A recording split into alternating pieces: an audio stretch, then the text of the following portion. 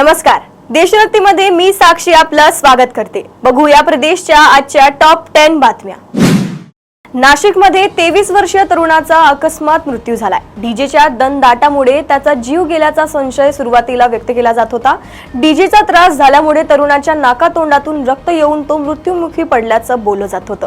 परंतु तरुणाचा मृत्यू डीजेच्या कर्णकर्कश आवाजामुळे झाला नसून त्याला एक गंभीर आजार झालाय, अशी माहिती पोलिसांनी दिली आहे। शवविच्छेदन अहवाल आल्यानंतर अधिक बाबी स्पष्ट होणार आहेत।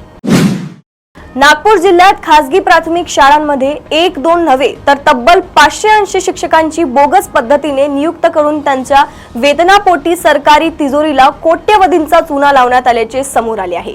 हे खुद शिक्षण विभागाने हे त्यांच्या एका आदेशात मान्य केले आहे।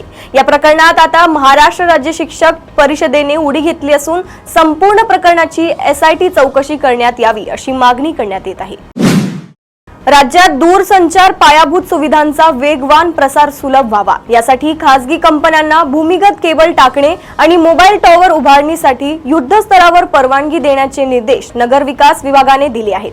त्या अनुषंगाने महानगरपालिका, नगरपालिका व नगरपंचायतीचे प्रशासक तथा आयुक्तांना 9 एप्रिल 2025 रोजी राज्य शासनाचे पत्र प्राप्त झाले आहे। बीडच्या जिल्हा रुग्णालयात सलग दुसऱ्या दिवशी मातेचा मृत्यू झाल्याने जिल्हा रुग्णालयात चाललंय काय असा सवाल उपस्थित होतोय।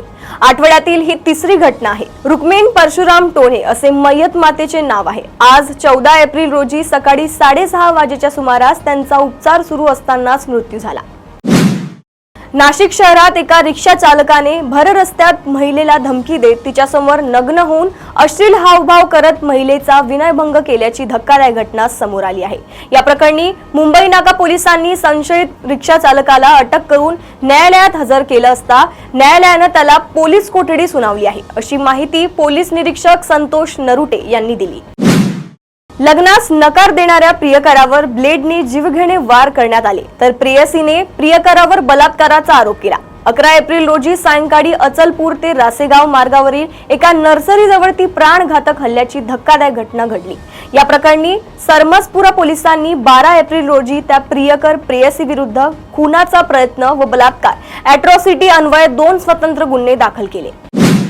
मस्साजोगचे सरपंच संतोष देशमुख हत्याकांडातील मुख्य आरोपी वाल्मिक कराडच्या एन्काउंटरची ऑफर होती असा दावा निलंबित पोलीस अधिकारी रणजित कासले यांनी केलाय। रणजित कासले हे बीडच्या सायबर विभागात पोलीस निरीक्षक होते। मागील काळात त्यांच्यावर निलंबनाची कारवाई करण्यात आली। त्यानंतर कासले यांनी अनेक दावे त्यांच्या सोशल मीडियाच्या माध्यमातून केले आहेत। भांडूपमधील एका अन्सारी भाईचा व्हिडिओ समोर आलाय। या गुंडाने जेवढे गुन्हे केले आहेत त्याची कलमे लिहिलेला केक कापून आपला वाढदिवस साजरा केला। या वाढदिवसांचे व्हिडिओ समोर आल्यानंतर पोलिसांनी कारवाईला सुरुवात केली आहे। झिया अन्सारी असे या गुंडाचे नाव असून त्याच्यावर 8 गंभीर गुन्ह्यांची नोंद आहे। कल्याणमधील 12 वर्षीय अल्पवयीन मुलीवर लैंगिक अत्याचार करून तिची हत्या प्रकरणात तळोजा जेलमध्ये बंद असलेला आरोपी विशाल गवडीनं जेलच्या शौचालयात रविवारी आत्महत्या केली होती। शवविच्छेदन झाल्यानंतर त्याच्या कुटुंबाला मृतदेह सोपविण्यात आला। त्यानंतर त्याच्यावर रात्री उशिरा विठ्ठलवाडी स्मशानभूमीत तणावपूर्ण शांततेत अंत्यसंस्कार करण्यात आले। यावेळी कुठलाही अनुचित प्रकार घडू नये म्हणून मोठ्या प्रमाणात पोलीस बंदोबस्त तैनात करण्यात आला होता।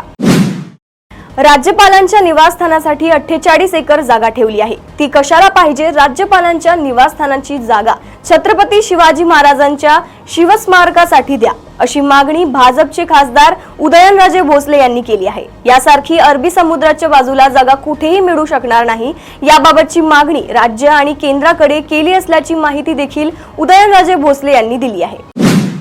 प्रदेशातील अशा टॉप 10 बातम्या जाणून घेण्यासाठी बघत रहा देशोन्नती। नमस्कार।